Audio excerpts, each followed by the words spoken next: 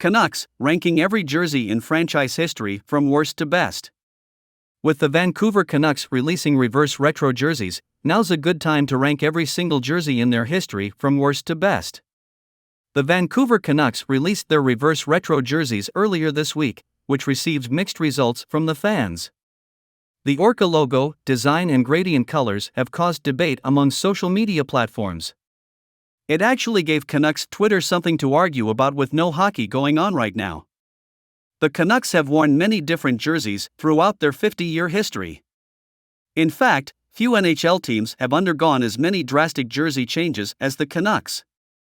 With that all said, let's rank every jersey in franchise history from worst to best.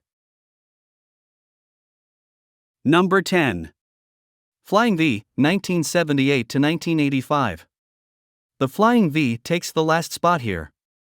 It is most associated with the Canucks' first run to the Stanley Cup Finals back in 1982. It featured a large V across the front. Not sure if it stood for victory or Vancouver.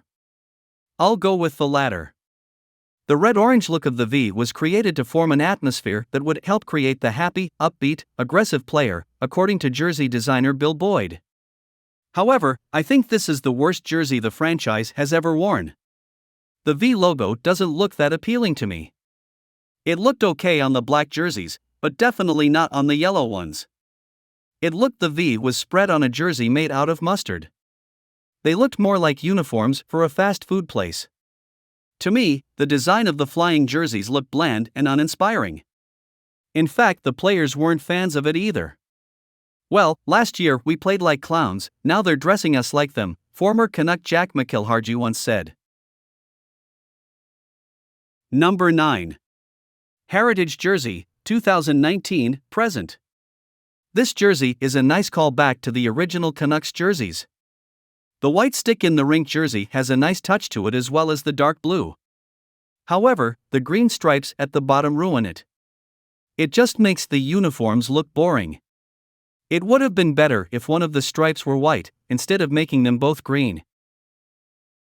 Number 8. Millionaires Heritage Jersey, 2013 to 2015. These weren't as bad as I remembered. The Millionaires jerseys were worn for a few games, including the 2014 Heritage Classic at B.C. Place from 2013 to 2015 to pay homage to the Vancouver Millionaires, who won the Stanley Cup in 1915.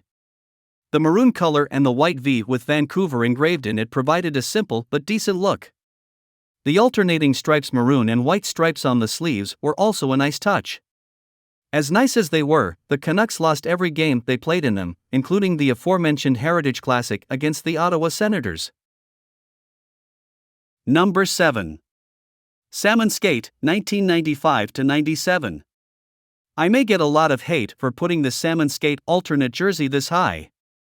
Honestly, it really doesn't look that bad. The flying skate in the middle of the black and yellow stripes looks pretty neat and the salmon red is beautiful. I am glad they were only the third jerseys, however, because they probably would have grown stale after a while. Number 6. Gradient Orca, 2001 to 2007. This is also another one some Canucks fans aren't too particularly fond of.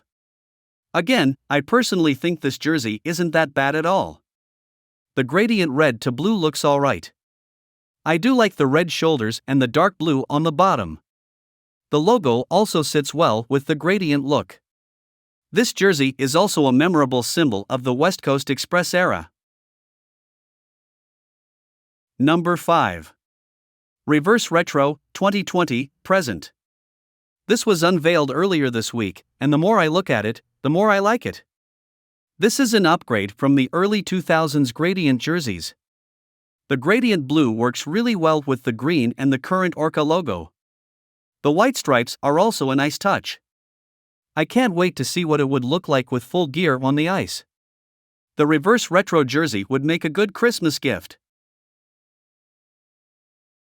Number 4. Original Orca, 1997 to 2007. This one may provide bad memories to some people. When this jersey was announced, it was the beginning of the unfathomable Mark Messier and Mike Keenan era. However, there was also the West Coast Express era that followed, and those were much more exciting times. The black worked really well with the blue, gray, and red stripes. The away jersey looked even better, they had a clean look to it, and the Orca logo fit nicely with the blue, gray, black and red stripes. My only problem with this jersey is the Orca looks like it has bleeding gums. Maybe it needs more vitamin C. Number 3. Stick and Rink 1970-78, 2006 to 2007, 2008 to 2017. I decided to lump in all three versions of the Stick and Rink jersey because they are practically the same, only with minor changes to the design. This jersey is simple, and sometimes the simple option is the best one. The logo is a bit boring, but on all versions of the jersey, it goes with the blue background as well as the stripes, which were usually green and white. The dark blue mixes well with green. It fits well with the West Coast, too, as the blue could represent the oceans and the green could represent trees. The Stick and Rink was the Canucks' primary jersey in the 70s. It eventually returned as an alternate in the 2006 to 2007 season and from 2008 to 2009 to 2016 to 17. There was also a special version of the jersey that was worn for select game during the 2010-11 season as part of the franchise's 40th anniversary seasons. It looks so much cooler in white. Number 2. Current Orca, 2007 present. This would be lower on the list if they didn't remove the Vancouver wordmark. I'm glad they finally did in 2019. It just didn't need to be there. I mean, everybody knows where the Canucks play, and you don't need to remind them that it's in Vancouver. That being said, even with the woodmark, the current jerseys are awesome and even better without it. The Orca doesn't have a vitamin deficiency, or gingivitis, this time. Some people hate the Orca logo, possibly because it was introduced when the Canucks were bought by then-named Orca Bay Sports and Entertainment, but I think it is a great symbol for Vancouver and the West Coast. Overall, it works really well with the blue and green. Orcas are majestic animals and apex predators. The away jerseys look just as nice, the blue and green stripes stand out on the sleeves and on the bottom. The current jersey, in my opinion, is the best representation the Canucks have for the city and the province of BC. Number 1. Flying Skate 1989-97, 2016, 2019 present. This is the best of the best, and I'm sure many of you will agree. What is there not to like about the Flying Skate jersey? The logo has a great look, and the colors of black, yellow, and red go together nicely. The striping has a wonderful design, and the whole thing looks better on the ice.